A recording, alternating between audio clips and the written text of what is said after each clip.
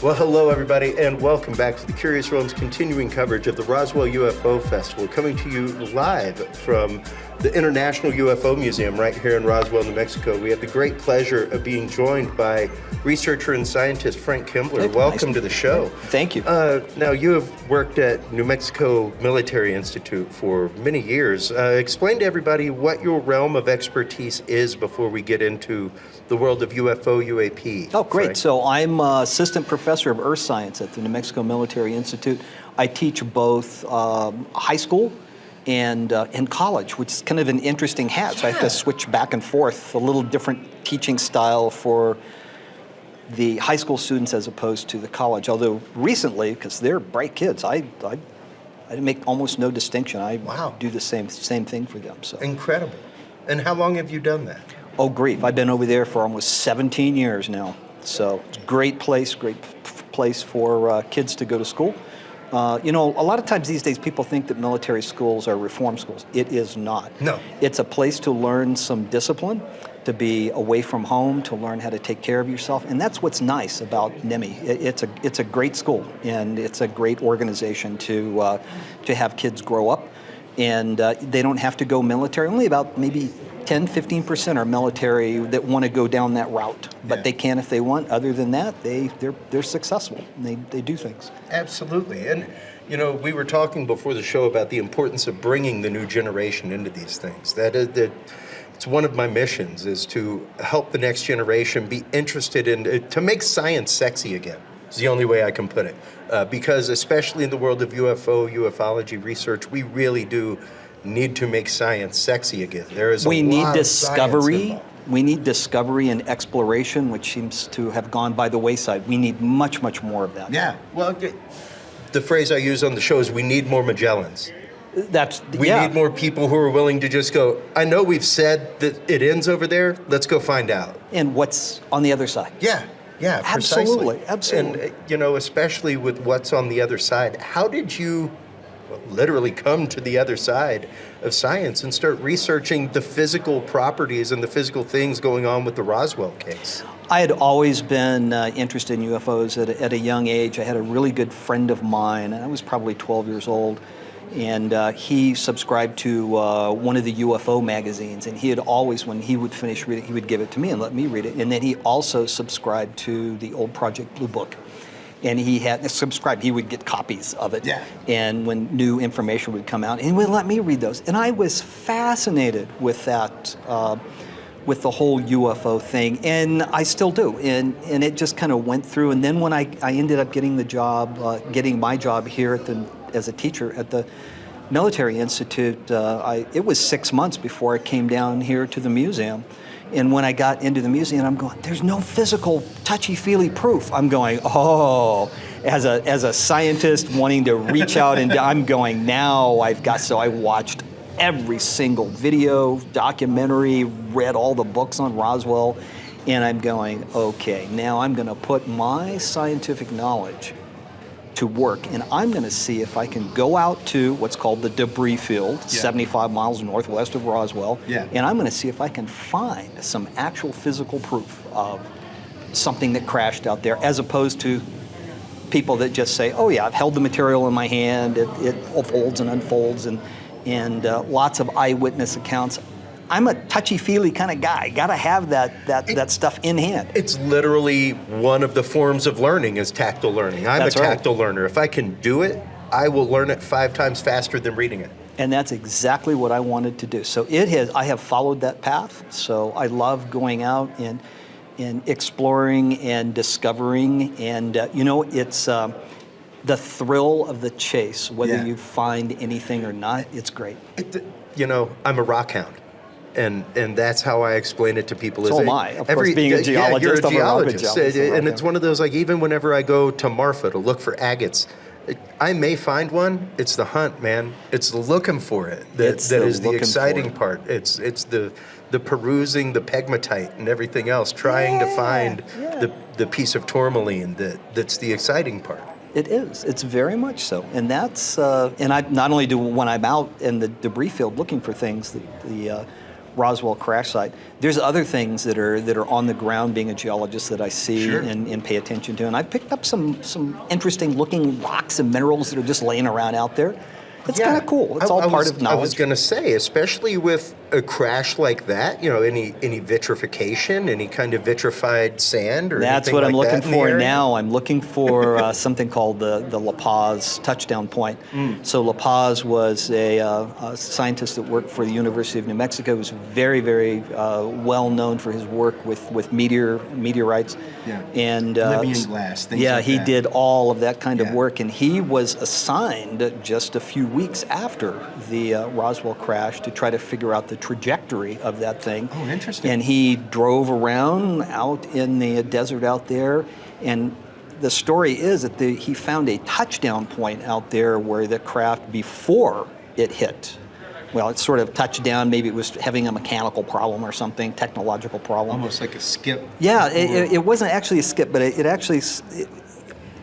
the glass, it was melted. It was sand that had been melted. Okay. Yeah, yeah. If I can find that, that is worth its That's a weight. lifetime. That That's is a worth lifetime its work. weight in. It's like the holy grail. It's as Absolutely. good as the memory metal that's talked about. Absolutely, because at that point you would have any isotopic things, stuff like that, frozen in that. I am in that looking glass. for that. That's my adventure right now. Absolutely. So you can't get into the crash site very well because the rangers out there have sealed it off, keeping people out. But boy, that is 3 or 4 miles away from the actual, and it's out all on BLM land. So I am actively looking for that. I want to find that so bad. It's not even. It's like this drive to. That is awesome and incredible. What things have you found in your search so far? What kind of things have you found to bring to the museum and to have analyzed at other places? Well, Brad? right here at the International UFO Museum, I have a wonderful display of artifacts that I have found out there, metallic alloys that have been analyzed that are anomalous.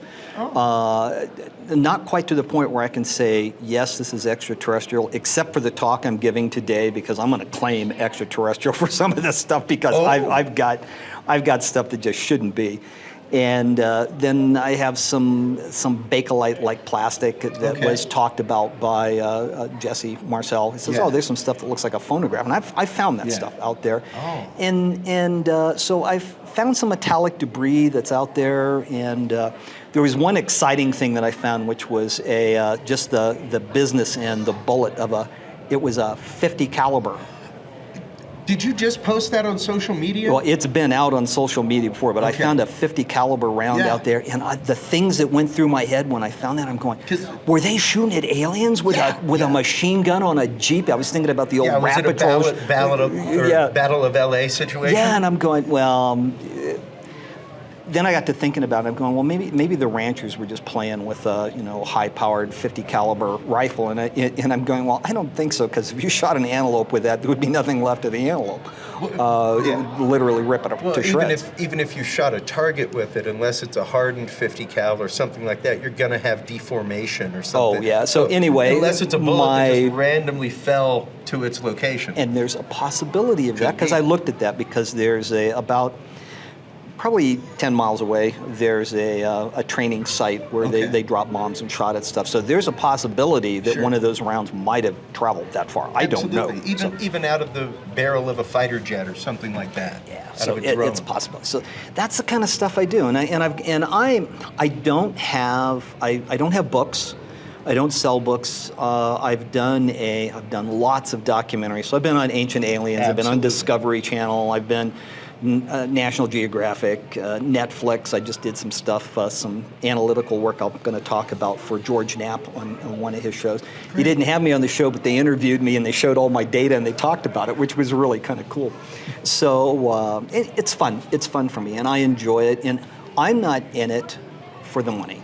Yeah. Otherwise, I'd have a bunch of books out and stuff. And yeah, I get paid to do the documentaries because it uses up a lot of time and everything. Sure. But when you think about it, if you're doing out and you're going stuff and it's filming and you're filming for 3 or 4 days and they give you $500 for it, well, that's nothing. Yeah. Okay, so I mean that's you can go pick up aluminum cans on the side of the road and practically make that much money. Yeah. So anyway, it's a fun adventure for me, and I'm in it for the science. I want the public to know. I hate secrets. I don't like secrets. I like things disclosed. You're a scientist. And as fast as I find stuff, I'm going to let the information out, let people see it. I did not used to be that way, but I am now. Because the faster you get it out, then there's nothing that can be done. So. Well, and that is true, because you kind of have to give things like as they happen in real time in that kind of way. Yes, you want your research done properly, but to hold things back from other researchers, that kind of stuff, that doesn't behoove anybody in this realm of research. I don't hide anything. I freely give it to anybody that wants it. Well, so that's the way it is. And that brings us to a couple of things that we talk about on the show regularly, Frank. And one of those is the relationship between paranormal and science. You're holding right there my field observation and encounter log. When it comes to, I think there's an issue on both sides. I think with many scientists, there's an issue to truly think outside of the box of their expertise and accepting something, because unfortunately and this is something we talk about all the time, guys, most paranormal researchers come to somebody and say, I have evidence. If you came to a scientist and said, I have some data from this last Friday night that I'd like you to look at, you'd be surprised how they'd look at it, because you're saying dispassionately, this is just data. As soon as you present it as, I have evidence, they're going to be looking at that through a totally different light and lens. They as do. A scientist. And what was that Carl Sagan said? Extraordinary claims require extraordinary Exactly. evidence. That's what I say. Because I am a believer, my realm of evidence needs to be higher. And evidence, capital E evidence, should be like what you can give your lawyer to keep you out of prison, and never let it be less than that. I like that. Good that's God, a good never idea. let it be less than That's that. absolutely correct. Aside from that, you have data. And let's be willing to look at all data. And even as researchers, we have to be willing that when a scientist such as yourself, even when a audio-video person looks at a picture and says, hey, I can explain what's in your picture, that does not remove your event. That doesn't remove the event that widened the keyhole of your perception, that made you ask the questions in the scientific method. Like, you had an observation. It led you to a question. It widened your realm of understanding. That's a beautiful thing. Even if what is in your picture or in your data is explained, it doesn't remove that moment. The problem that I run across when I'm having analytical work done is that so-called experts in labs, if they see something anomalous, they don't want to stick their necks out. They don't want to say, this is of extraterrestrial origin. They just don't want to do it because they think it's going to harm them. So they won't do it. I don't mind, because I'm not mainstream. I don't care. I says, all right, you know what? This is extraterrestrial, and I'll make the call, because guess what? Tell me that you can make this on Earth. Tell me that it's something that this is where I'm coming from, and I run across that time and time again, and that's really sad. Scientists these days they've lost that discovery exploration, and they just want they want to keep their nice. Tight job in their university or whatever, and they don't want to lose their job for speaking out on some things. It's kind of like the whistleblowers. Yeah. It's grooming the box of thought. Keeping it pretty on the outside. They need to learn to look way outside things. Exactly. I look at all things. I don't mind, and not mind. Let's talk about other dimensions. Let's bring that into. Yeah. I says, who's to say that they're extraterrestrial? Maybe they're from Earth. Maybe they're from the fourth dimension in Earth or whatever. The work of Michael Masters right now. What the heck? We have to look at all of that. And if that's the case, if these materials are from another dimension, then they're going to be a little more difficult to determine. They're going to be earthly, but they may not be extraterrestrial, but they may be extra-dimensional. This is a hard road to go down. It is. So you have to have. As a scientist, I don't mind looking at magic. I don't mind looking at. I don't mind looking at the idea of the. You have to incorporate all of it. Yes. Shamanism, witchcraft, magic, whatever you want to do. We were just having that conversation just a few minutes ago, and the example that I give is a gem. As a rock hound, it's a gem. If you unpolish one facet on a gem, it does not shine the same. That's right. So you need to polish every facet of that thought form. You need to polish every facet, and even if it's something that you don't agree with. The beautiful phrase I love from science is killing your darlings. The idea It's a of good one. the Yeah. beautiful idea of you have come up with a hypothesis, but your research mate has kind of beat it into the ground, and now you have to reform your hypothesis. Yeah. You have to redefend it and reform your thought form, and that's the beautiful part of science that, yeah, I think some people are sadly missing. That's very true, and I have to agree with that 100%. Yeah. Because I teach the scientific method in my classroom, but I also tell my students, I said, don't leave any data out. That happens That's right. way too much. Don't leave it out, even if it makes everything look really bad. Yeah. Just throw it in there because there's a reason for it. Something happened. You need to explain what happened. And that is, I catch a lot of flack in communities because I defend the term UAP over UFO. I like it all. It's just different. I defend the term UAP because it has dragged science in kicking and screaming. You have no choice now, because in a proper Phenomena. experiment, What that defines a lot of things. A lot of things. Phenomena. as does anomaly. This is a phenomenon. Yeah. This is- A happening is a phenomenon. The reflections off the wall Absolutely. is a phenomenon. Okay, so you can incorporate a lot of things into that. For me, it's also the idea, though, of anomaly. And inside of a data set of an experiment, the example I give is if I'm in chemistry in college and I turn in my equation and 5% of my equation is missing. Did it off-gas? Did it turn to sediment? What happened to the 5%? We now have an anomalous 5% that we need to account for. So it's kind of the Anomalies job of lead science. to new discoveries. Exactly. New discoveries. 'Cause Exactly. Why did that happen? Well, you need to go and explain why that happened. It may Yeah. be a whole new process that we don't understand, Precisely. and it may revolutionize what we're doing. Yeah. And So we got to look at. And that's why I love the idea that it's an unidentified anomalous phenomena. One of the things I got actually at the MUFON conference at their book sale was a compendium, a desk reference, a scientific desk reference of strange phenomena. So it goes back to like articles in the 1600s of ball lightning, swamp gas, things like sightings in the sky. And it's like, this is an actual scientific desk reference that came out in 1975 when I was born. We're having things in school now where we're bringing in what's called phenomena-based learning, which is phenomenology. It's an awesome way for kids to kind of understand the world around them based upon what they observe and what they see. And we had that conversation about discovery, exploration, observation. So that's phenomena-based learning is actually an awesome way for them to understand the universe around them and to see things that they normally don't see. Yeah, because it exposes them to that shock and awe part of science. And they remember that. Yeah, and if it's something that you latch onto, it's something that you'll never forget. Like I will never forget the day that I first looked through an 8-inch telescope and saw the rings of Saturn. I was hooked. Me too. I was hooked. And now I do backyard astronomy and backyard photography. Me too, as well. And like we were saying out there, the idea of citizen science, like, hey, Comet Shoemaker-Levy was discovered by somebody like me. Like that was backyard scientists. Backyard science. Things like that. So yeah, as soon as you've had the paranormal experience, you're on the science train. You're part of it. It's a beautiful thing. So, Nope, I couldn't agree with that. now, I guess one of the questions that we have, especially for a teacher here, is how do we begin to, I guess, kind of reform this concept? I've been asked, I was asked by MUFON a few years ago, how do we bring the younger generation in? And I was like, you game it, you give it rules. That's how you bring it in. Like you make an app out of it. They'll They pay would eat attention to They it. would eat Absolutely. it up. They would suck it up. Absolutely. But how do we get youth excited about science? How do we get them excited about this realm of discovery and this want to go out and discover and form hypotheses of their own, Frank?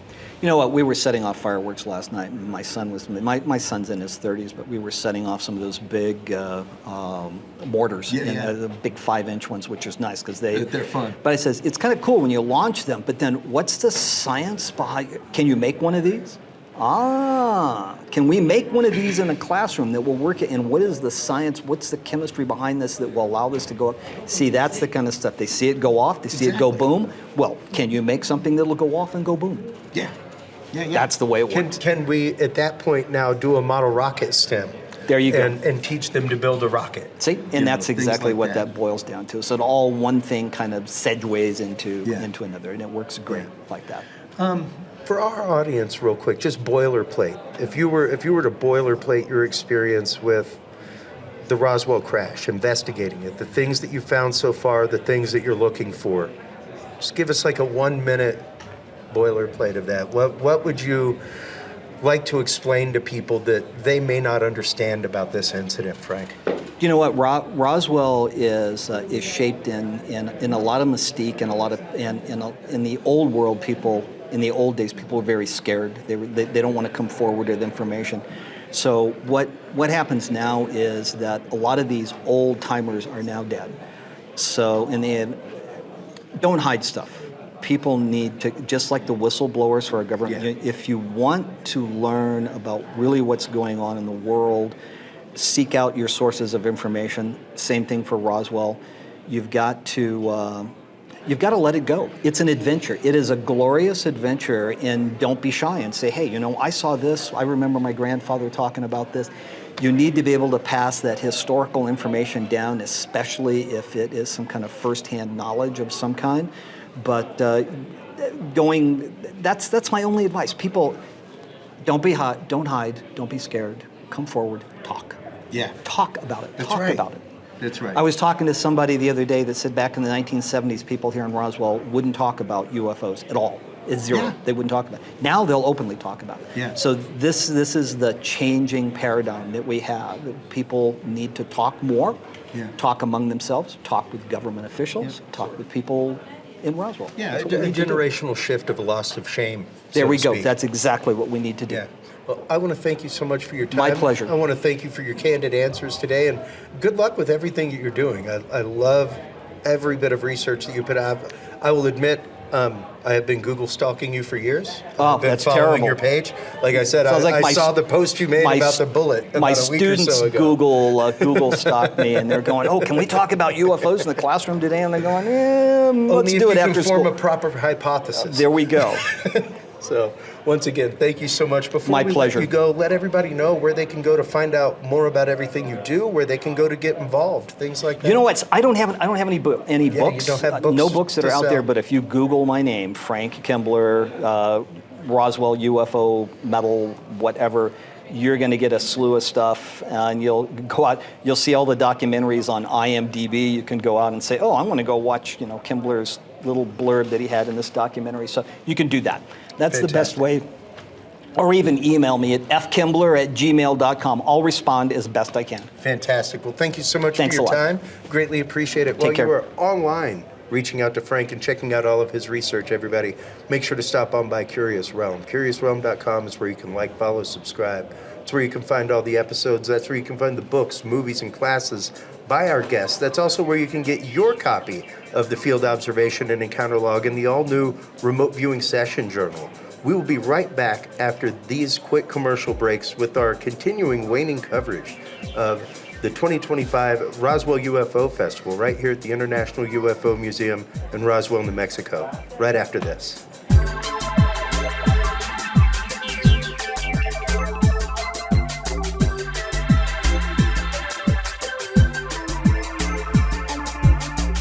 The key to good science is good research.